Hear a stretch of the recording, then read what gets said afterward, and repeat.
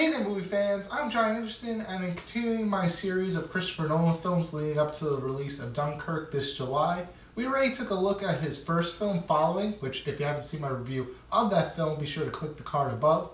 But now, let's look at his next film. I remember first seeing Memento back in high school in a creative writing class, and it was one of the few movies that I actually wanted to watch in school instead of just fall asleep. Anyone? Anyone seen this before? The Laffer curve. Anyone know what this says? It says that at this point on the revenue curve, you will get exactly the same amount of revenue as at this point. This is very controversial. Does anyone know what Vice President Bush called this in 1980? Anyone?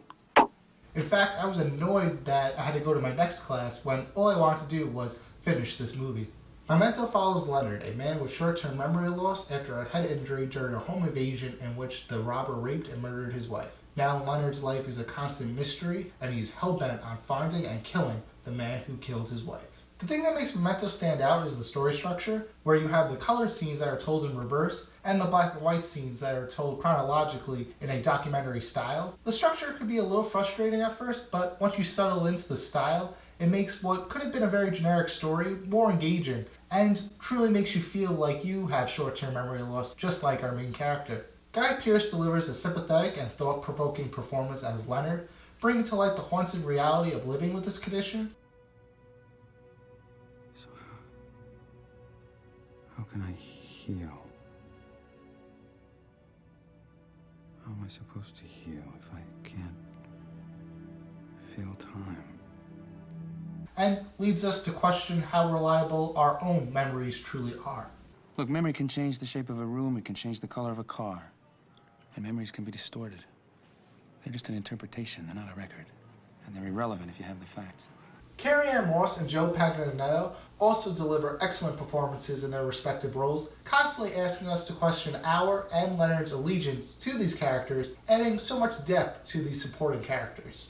Nolan's direction is very tight, only showing the audience certain things that they need to piece together the overall story and to connect the dots to the story's mystery. Nolan created something truly original, and something that 17 years later is still yet to be fully replicated. This film is thought-provoking, has characters that have a huge amount of depth, and little details that make each viewing experience a little bit different. It easily makes my top 10 films of all time, and that's why for me, Memento is a really, really good movie. So those are my thoughts on Memento. Do you agree, disagree? Let me know down in the comments below. And be sure to click right here to see my latest review on A Cure for Wellness. Click over here to see my series reviews on Spider-Man 2 and Pirates of the Caribbean, Dead Man's Chest. Also be sure to subscribe if you haven't already, and check out my social media links down in the description below. Until next time, don't forget to watch some movies.